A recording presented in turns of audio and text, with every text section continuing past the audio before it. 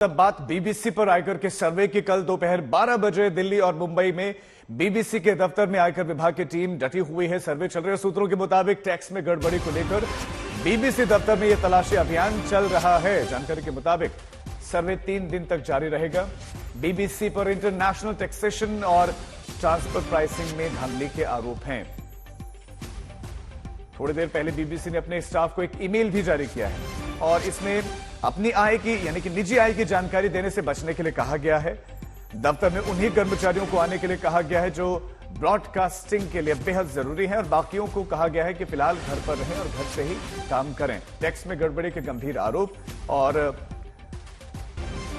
ये क्लियर कर दिया गया भारत सरकार की तरफ से कि शिकायतें, गड़बड़ियां मिलना और गड़बड़ियों के मिलने के बाद इस तरह के सर्वे सामान्य बात है, इसको इसी तरह से लेना चाहिए और कानून से बड़ा कोई नहीं है। आईटी का सर्वे 3 दिनों तक चलने की प्रबल संभावनाएं हैं। रात भर आईटी की टीम बीबीसी के दफ्तरों में डटी रही, दस्तावेजों को खंगालती रही।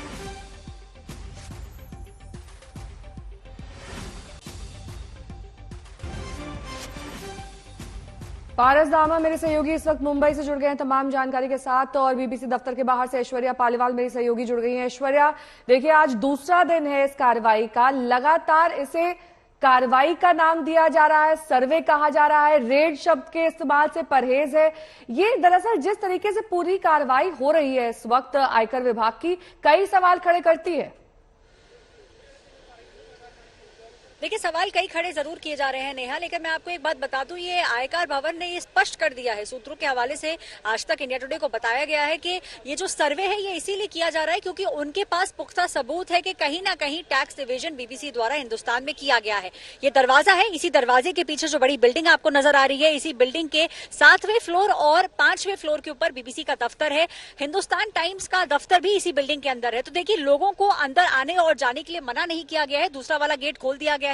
जो लोग बाकी दफ्तरों में काम करते हैं उनको अंदर जाने की अनुमति दी गई है, लेकिन बीबीसी का जो फ्लोर है, 5वां फ्लोर और 7वां फ्लोर, उन दोनों को इस समय सील कर दिया गया है। 24 घंटे से ज्यादा जो लोग हैं आयकर भवन से, लगभग 10 से 15 लोग जो हैं वो अंदर हैं और शिफ्ट्स के अंदर काम किया जा रहा है नेहा, क्योंकि जितने भी दस्तावेज हैं, जितने भी डॉक्यूमेंट्स हैं, वो सबको जब्त किया जाएगा, उनकी फोरेंसिक जांच होगी और उसके बाद जो आयकर भवन है वो एक ऑफिशियल स्टेटमेंट जारी करेगा। लेकिन जो अभी तक हमें पता चला है वो ये है कि पुख्ता सबूत आयकर भवन के पास है, इसीलिए अभी तक 24 घंटे हो गए हैं नेहा, बिल्डिंग के अंदर जो उनके अफसर हैं वो अभी भी अंदर हैं। ठीक है ऐश्वर्या, लौटते हैं आपके पास। पारस दामा भी हमारे साथ है। पारस, पहला सवाल तो यही कि बीबीसी के काम पर कितना असर इस सर्वे का पड़ा है और कल से अब तक इस छापेमारी में, इस सर्वे में मिला क्या क्या है?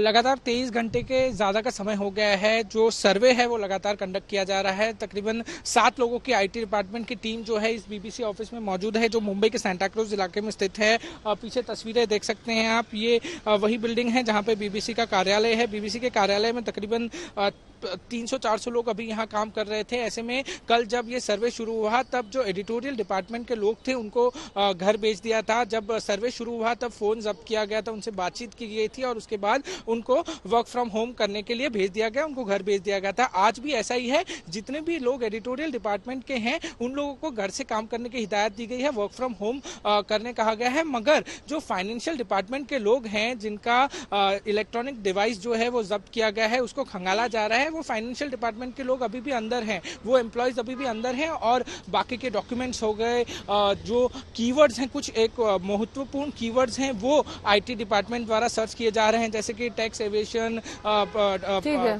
फंडिंग, जो बाहर से फंडिंग। लौटेंगे आपके पास पारस और मेरी सहयोगी ऐश्वर्या पालीवाल लगातार तमाम जानकारी देते हुए, लेकिन इस बीच विपक्ष एकजुट हो गया है यहाँ पर राजीव, और लगातार हमले सरकार पर किए जा रहे हैं कि बीबीसी पर उनका ये एक्शन दरअसल पूरी तरीके से एक सुनियोजित एक्शन है। इस पर सरकार ने अपनी कल सफाई पेश की, क्या कुछ कह रहा है सरकार और विपक्ष, सुनिए। उनका धर्म वो निभाएं, हमारा धर्म हम निभाएंगे। हम विपक्ष की पार्टी हैं, हमारा लोकतांत्रिक अधिकार बनता है कि जांच हम कराएं, जांच की मांग कराएं। हम जेपीसी की मांग कर रहे हैं और वो बीबीसी के पीछे पड़े हुए हैं। इनकम टैक्स विभाग समय समय पर जहां पर अनियमितताएं पाई जाती हैं वहां पर सर्वेस करता है और जब ये सर्वे का काम पूरा होता है तब वो अपना एक प्रेस नोट या प्रेस ब्रीफिंग करके जानकारी देते हैं। मुझे लगता है जब ये इनकम टैक्स विभाग का सर्वे पूरा होगा वो जानकारी पूरी आपको डिटेल में दे देंगे। और कोई भी देश में न्याय से ऊपर तो या हमारी जो कानून व्यवस्था है उससे ऊपर तो कोई नहीं हो सकता। बीबीसी के एक्शन पर दिल्ली के सीएम अरविंद केजरीवाल ने बीजेपी पर हमला बोला। ट्वीट किया उन्होंने और कहा कि जो भी बीजेपी के खिलाफ बोलता है उसके खिलाफ एजेंसीज को छोड़ दिया जाता है। आईटी, सीबीआई और ईडी उनके पीछे छोड़ दी जाती है। क्या बीजेपी देश की लोकतांत्रिक व्यवस्था और संस्थाओं को कुचलकर पूरे देश को अपना गुलाम बनाना चाहती है? दिल्ली के मुख्यमंत्री अरविंद केजरीवाल का ट्वीट। को मौत का बुलडोजर चला। कानपुर देहात में मां बेटे की हत्या में अब सियासी तूल पकड़ लिया है। ग्राम समाज की जमीन से कब्जा हटाने के लिए पहुंचे पुलिस और प्रशासनिक अफसरों की टीम पर मां बेटे की हत्या का आरोप लग रहा है।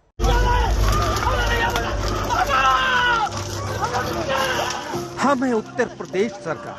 हम वही सरकार है जो अपनी जनता को जिंदा जलाकर मार देते हैं। कानपुर देहात के मड़ौली गांव में रहने वाले दीक्षित परिवार की आप बीती यही है। पहले किस्मत ने गुर्बत की जिंदगी दी, किसी तरह झोपड़ी बनाई, लेकिन प्रशासन ने उसी झोपड़ी में जिंदा जलाकर मार डाला। जानते हैं क्यों? अवैध कब्जा बताकर। नाम प्रमिला दीक्षित। सरकारी हत्यारों ने जिंदा जलाकर मार डाला। नाम नेहा दीक्षित। सरकारी हत्यारों ने जिंदा जलाकर मार डाला। मां और बेटी जिंदा जलकर मर गई। प्रशासन का नकारापन दो जिंदगी लील गया। लेकिन सूबे के डिप्टी सीएम की आंखों में इंसानियत के आंसू नहीं बल्कि सियासत के आंसू दिखे। शिवम, ये घटना बहुत दुखी करने वाली है। हम एकदम बहुत ही ज्यादा हम दुखी हैं। हम पूरी तरह से तुम्हारे साथ हैं। जब से हमने सुना है तब से लगातार हम कार्रवाई करने के लिए काम कर रहे हैं। सारे जो जिम्मेदार लोग हैं उन पर एफआईआर दर्ज हो गई है 302 की। हम कड़ी कार्रवाई करें, किसी को नहीं बख्शेंगे। तो हमारे परिवार के सदस्य हो। कैमरे में झूठ मत बोलिए। उत्तर प्रदेश के डिप्टी सीएम साहब, अगर शिवम आपके परिवार का सदस्य होता तो क्या हैसियत थी कि आपके दरबार में जी हजूरी करने वाला सरकारी महकमा शिवम के घर के आसपास भटक पाता। ये तो झोपड़ी में रहने वाला एक गरीब परिवार था। तभी तो आपके सरकारी मुलाजिमों ने जिंदा जलाकर उसे मार डाला। यह है कानपुर जोन के कमिश्नर डॉक्टर राजशेखर। पहले इन्हें सुनिए। जो अगर जमीन नहीं है तो कृषि के लिए भूमि आवंटन की मांग थी और उसी तरह से आवास अगर नहीं है तो आवास के लिए उनकी मांग थी, पेंशन के लिए मांग थी, स्थानीय स्तर पर सुरक्षा देने के लिए भी उनकी मांग थी और उसके साथ साथ जो है उनका जो मुआवजा राशि या जो सहायता राशि के लिए भी उन्होंने मांग की थी। उसके साथ साथ जो है सरकारी नौकरी के लिए भी उन्होंने मांग की थी। शर्म से चुल्लू भर पानी में अपना सिर डुबो दीजिए कमिश्नर साहब। जिम्मेदारी आप लोगों तक सहूलियत पहुंचाने की है, लेकिन आपका महकमा उन्हें परलोक पहुंचा रहा है। शर्म की। इतने जघन्य अपराध के बाद भी आपका कलेजा नहीं पसीजा। आप यहाँ सौदेबाजी करने पहुंचे। कहाँ मर गया आपका जमीन? कहाँ खो गई आपकी इंसानियत? शायद आपसे ये सवाल पूछना बेईमानी है, क्योंकि मृत्यु के शोक पे पहुंचे साहब हाथों में बोतल बंद पानी नहीं भूले। आप गरीबों की संवेदना और वेदना को क्या जानेंगे? आप तो यहाँ सरकारी रस्म अदायगी के लिए आए थे। तो नॉर्मली एंक्रोचमेंट जब हटाते हैं प्रशासन की तरफ से वीडियोग्राफी वगैरह भी होती है। तो हमने उनसे सारे वीडियो वगैरह मंगवा लिया है। अभी तक नहीं आए। जब आ जाएंगे तो उसको देखेंगे। अगर उसमें वो पता ही चल जाएगा। अगर जिनका भी गलती है उसके आधार पर हम लोग विधिक राय मतलब विधिक कार्रवाई करते हुए कड़ी कार्रवाई करेंगे। अरे साहब, आपकी कार्रवाई क्या दो जिंदगी लौटा देगी? इस परिवार के दर्द की दवा बन जाएगी। अफसोस इस बात का है कि खुद को वीर और पराक्रमी कहने वाली उत्तर प्रदेश पुलिस की मौजूदगी में दो जिंदगी खाक हो गई। लेकिन गोली मार पुलिस यहाँ भी फिसड्डी साबित। यही योगी सरकार में मंत्री, नाम है प्रतिभा शुक्ला। इन्हें भी सुनिए। देखिए, जब 1 महीने पहले इनका घर गिराया गया था तो हम यहाँ पर आए थे और हम लोगों ने इस परिवार को सांत्वना भी दी थी और ये कहा था, डीएम को फोन करके बोला था कि आप डीएम के पास चले जाओ। तो डीएम ने कहा कि आप मंत्री जी परेशान ना हो, हम इसको देख लेंगे, निपटा देंगे, इसका कोई दिक्कत की बात नहीं है। डीएम ने वादा किया था कि मामले को निपटा देंगे और उसी कलेक्टर के महकमे ने केस को निपटा दिया, जिंदा चला। ये नेहा जैन है, कानपुर देहात की डीएम है। लेकिन जिस जिले का डीएम नाच गाने और तमाशे में मशगूल रहती है वहां अंधेरगर्दी ही होगी। अब देखना है कि सूबे के मुखिया सरकारी कातिलों के खिलाफ एक्शन का बड़ा और कड़ा हंटर कब चला गया, आज तक। दिल्ली में श्रद्धा मर्डर केस की याद दिला देने वाली सनसनीखेज वारदात ऐसी एक सामने आई है। कातिल बॉयफ्रेंड ने गर्लफ्रेंड को मार दिया और शाम को ही दूसरी लड़की से शादी कर ली। और यही नहीं, कत्ल के बाद से गर्लफ्रेंड की लाश उसने फ्रिज में छिपा दी। पुलिस ने लाश बरामद करने के साथ ही साहिल गहलोत को गर्लफ्रेंड निक्की यादव की हत्या के आरोप में गिरफ्तार भी कर लिया है।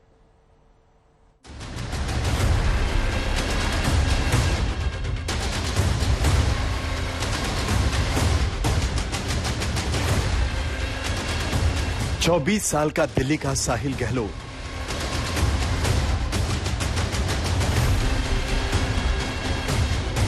22 साल की हरियाणा के झज्जर की निक्की यादव, 2018 में प्यार हुआ, लिव इन में रहे। 5 साल बाद 2023 को 9 और 10 फरवरी की दरमियानी रात बॉयफ्रेंड साहिल गहलोत ने मोबाइल चार्जर की केबल से गला घोंटकर निक्की की हत्या कर दी। सवेरा होने पर उसने निक्की की लाश अपने ढाबे के इसी फ्रिज में छिपा दी। यही नहीं, 10 फरवरी की शाम को उसने दूसरी लड़की से शादी रचा ली। यह रिश्ता साहिल के घर वालों ने तय किया था। 5 साल की लव स्टोरी रातों रात मर्डर स्टोरी में बदल गई। लेकिन दिल्ली पुलिस को 10 फरवरी को ही खबर मिल गई थी कि साहिल गहलोत ने अपनी गर्लफ्रेंड निक्की यादव की हत्या कर दूसरी लड़की से शादी कर ली है। दिल्ली पुलिस के एक एएसआई के जरिए खबर सीनियर अफसरों तक पहुंची और तहकीकात शुरू कर दी गई। क्राइम ब्रांच की गिरफ्त में फिलहाल साहिल गहलोत है। पूछताछ में इसने बताया है कि 10 फरवरी को इसने अपनी गर्लफ्रेंड की कार में गला दबा के हत्या की। उसके बाद द्वारका इलाके में कार ड्राइव करके लेकर जाता है और फ्रिज में लाश को छुपा देता है। और उसके बाद 10 फरवरी को ही साहिल गहलोत ने शादी भी कर ली थी और उसके बाद खामोश था। लेकिन क्राइम ब्रांच को इनपुट मिला। उसके बाद सबसे पहले क्राइम ब्रांच की टीम है वो लेकर पहुंचती है द्वारका इलाके में। वहां पर फ्रिज जब खोला जाता है तो उसमें जो निक्की यादव, जो साहिल की गर्लफ्रेंड है, उसकी डेड बॉडी रखी होती है। डेड बॉडी को रिकवर किया जाता है। उसके बाद साहिल गहलोत को गिरफ्तार किया जाता है। पुलिस को पहले तो किसी भी लड़की के गुम होने की कोई शिकायत नहीं मिली, लेकिन पुलिस की टीम जब दिल्ली में साहिल के मित्राओं गांव पहुंची तो साहिल अपने घर पर नहीं मिला। यही नहीं, उसका फोन भी स्विच ऑफ था। पुलिस का शक यकीन में बदलने लगा। आसपास के इलाकों में तलाशी शुरू हुई। आखिरकार साहिल को दिल्ली के ही कैर गांव से गिरफ्तार किया गया। पहले तो साहिल ने पुलिस को गुमराह करने की कोशिश की, लेकिन कड़ी पूछताछ के बाद उसने कबूल कर लिया कि 9 और 10 फरवरी की रात उसने अपनी गर्लफ्रेंड निक्की का कत्ल कर दिया और उसकी लाश को अपने ढाबे के फ्रिज में छिपा दिया है। 9 और 10 की रात को साहिल की गाड़ी में दोनों की मुलाकात हुई। उस दौरान बहस हुई उनके आपस में और बहस के दौरान साहिल ने अपने मोबाइल फोन के केबल से निक्की यादव का गला घोंटकर हत्या कर दी। पुलिस साहिल को लेकर उसके ढाबे पर पहुंची और निक्की का शव बरामद कर लिया गया। 14 फरवरी यानी वैलेंटाइन डे पर जब दुनिया प्यार की कसमें खाती है, तब अपने प्यार का कातिल साहिल पुलिस के साथ उस फ्रिज के सामने खड़ा था जिसमें कत्ल के बाद उसने अपनी गर्लफ्रेंड के शव को छिपा दिया था। पुलिस उससे लगातार पूछताछ कर रही है, लेकिन जिस तरीके से उसने अभी तक की जो उसकी मॉडस ऑपरेंडी थी, जिस तरीके से उसने बॉडी छिपाई थी, अंदेशा इसी चीज का है पुलिस को कि कहीं ना कहीं शादी के बाद जब उसे मौका मिलता वो मौका लगा के आता और हो सकता है कि वो लाश को ठिकाने लगाने के लिए वही तरीके अपनाता जिस तरीके शायद अब आफ्ताब ने अपनाए थे। तो पुलिस इस पूरे मामले की इन्वेस्टिगेशन अभी आगे बढ़ा रही है। पूछताछ की जा रही है साहिल गहलोत से लगातार और ये पता लगाने की कोशिश की जा रही है कि आगे उसकी क्या साजिश थी और इस पूरी साजिश में उसके अलावा और कोई शामिल तो नहीं था। उसने और किसी को लाश को ठिकाने लगाने के लिए अपने साथ मिलाने की कोशिश तो नहीं की थी। पूछताछ में उसने बताया कि उसके घर वालों ने उसकी शादी दूसरी लड़की से तय कर दी थी। उसने अपने घर वालों को निक्की के साथ रिश्ते के बारे में नहीं बताया था। यही नहीं, उसने निक्की से भी ये राज छिपा लिया कि वो दूसरी लड़की से शादी रचाने वाला है। लेकिन निक्की को इसकी भनक लग गई। 9 फरवरी को निक्की ने उसे मिलने के लिए बुलाया। आईएसबीटी के पास दोनों की मुलाकात साहिल के कार में हुई। यही दोनों में कहासुनी हुई, जिसके बाद साहिल ने निक्की का कत्ल कर दिया। पुलिस के मुताबिक साहिल ने निक्की की लाश को कार की अगली सीट पर ही ड्राइवर सीट के बगल में रखा और 40 किलोमीटर तक दिल्ली की सड़कों पर गाड़ी चलाता रहा। कार में कहां पर दोनों बैठे हुए थे और कहां पर ये हत्या की, किस जगह पर हत्या की और कितने किलोमीटर दूर ड्राइव करके लाश के साथ वो गया था, ये फिलहाल अनुसंधान का विषय है। इसमें हम पूछताछ कर रहे हैं। जो तथ्य अब तक सामने आए हैं वो ये हैं कि 9 और 10 की रात को ही अंजाम दिया गया है, गाड़ी में ही अंजाम दिया गया है। एग्जैक्टली कौन सी जगह थी, कौन सी स्पॉट थी, वो अभी हम सीसीटीवी वगैरह एनालाइज करेंगे, देखेंगे, चेक करेंगे, तब पता चलेगा।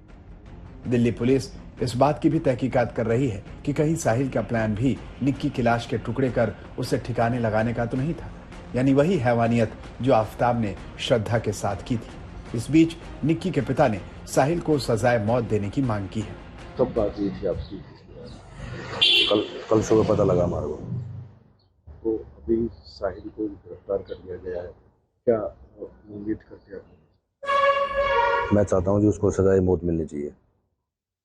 पिछली बार घर कब आई थी? अभी एक महीना पहले घर पे आई थी।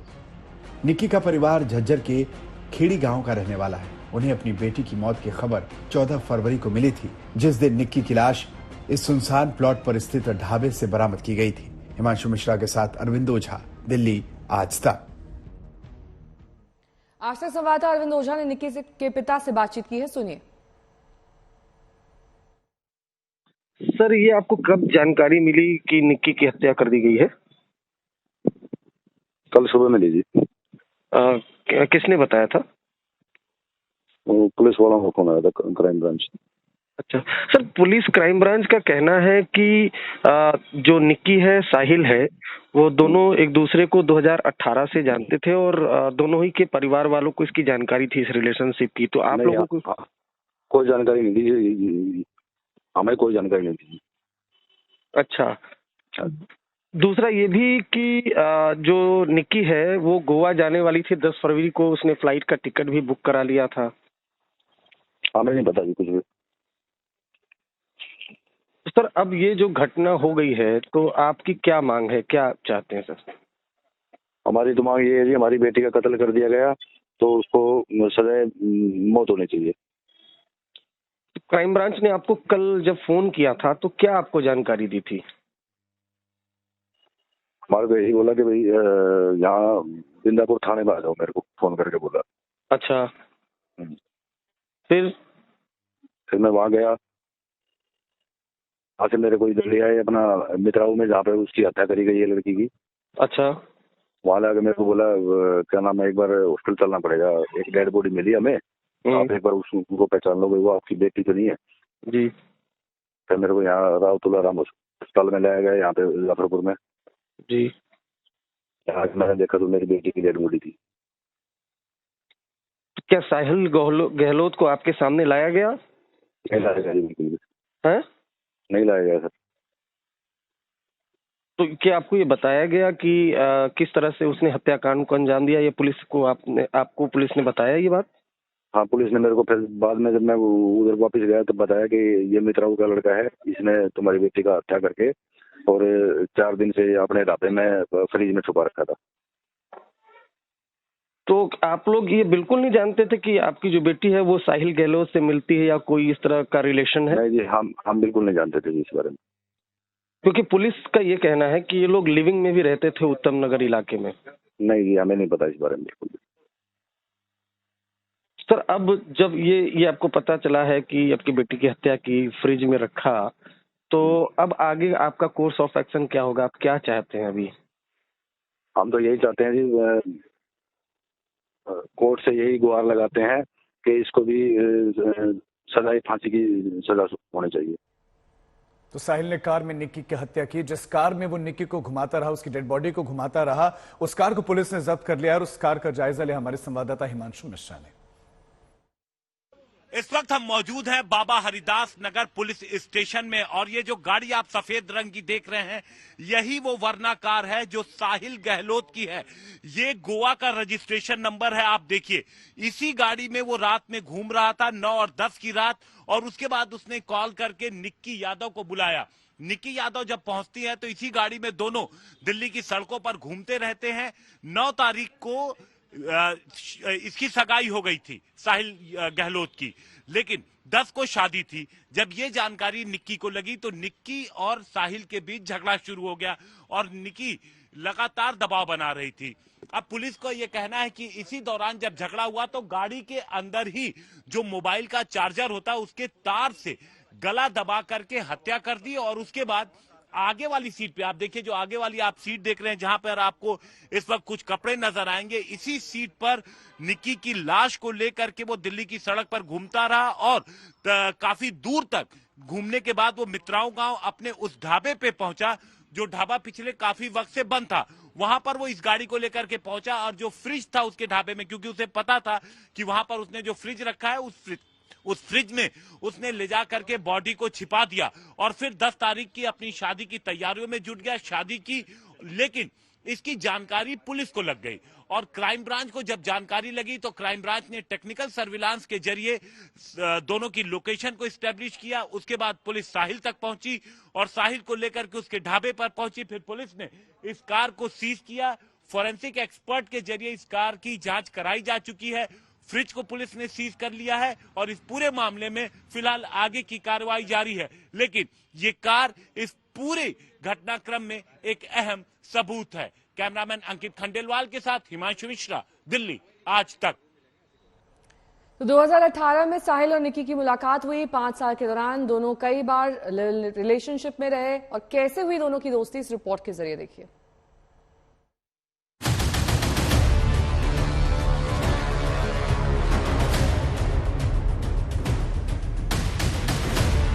साहिल और निक्की की लव स्टोरी कैसे मर्डर स्टोरी में बदली, ये कहानी अपने आप में हैरान कर देने वाली है। दोनों की तस्वीरें देखकर यह यकीन करना मुश्किल है कि 5 साल के इस रिश्ते का अंजाम निक्की के कत्ल तक आ पहुंचा। निक्की के घर वालों के मुताबिक निक्की को जरा भी भनक नहीं थी कि साहिल किसी दूसरी लड़की से शादी करने वाला है। निक्की का गोवा जाने का प्लान था, लेकिन जैसे ही उसे पता चला कि साहिल 10 फरवरी को शादी करने वाला है, उसने गोवा का प्लान रद्द कर दिया। 9 फरवरी को साहिल से फोन पर निक्की की बातचीत हुई। साहिल ने उससे कहा कि आओ घूमने चलते हैं। दोनों साहिल की सफेद रंग की इस वरना कार में निकले और इसी कार में झगड़े के बाद साहिल ने कथित तौर पर उसका कत्ल कर दिया।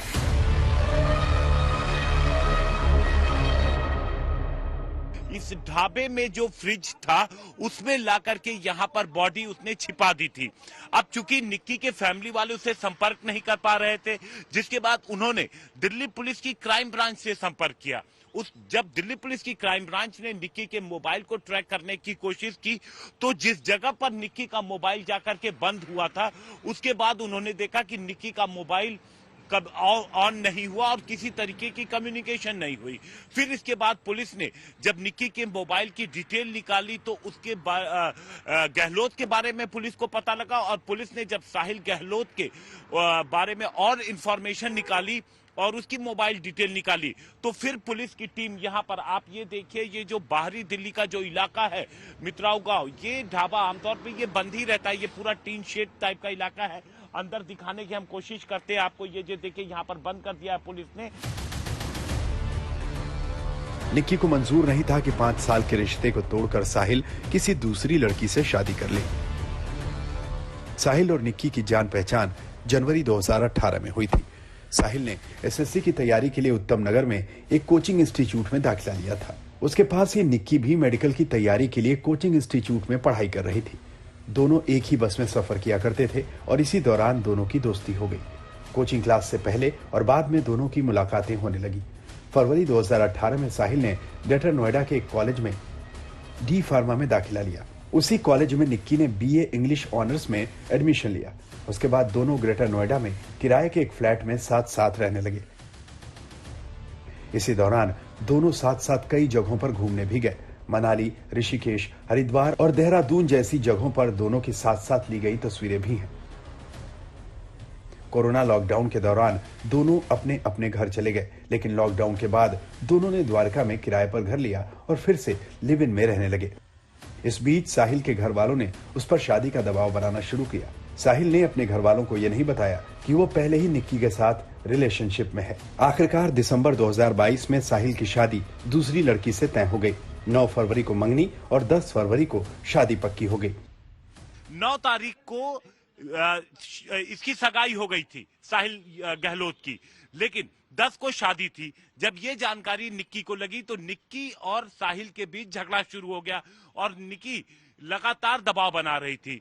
अब पुलिस को यह कहना है कि इसी दौरान जब झगड़ा हुआ तो गाड़ी के अंदर ही जो मोबाइल का चार्जर होता है उसके तार से गला दबा करके हत्या कर दी और उसके बाद आगे वाली सीट पे आप देखिए, जो आगे वाली आप सीट देख रहे हैं जहां पर आपको इस वक्त कुछ कपड़े नजर आएंगे, इसी सीट पर निक्की की लाश को लेकर के वो दिल्ली की सड़क पर घूमता रहा और काफी दूर तक घूमने के बाद वो मित्राओं गांव अपने उस ढाबे पे पहुंचा जो ढाबा पिछले काफी वक्त से बंद था। पुलिस के मुताबिक निक्की ने इसका विरोध किया और उसे रास्ते से हटाने के लिए साहिल ने उसकी हत्या कर दी। 5 साल के रिश्ते का गला पल भर में घोंट दिया। हिमांशु मिश्रा के साथ अरविंद ओझा, दिल्ली आज तक।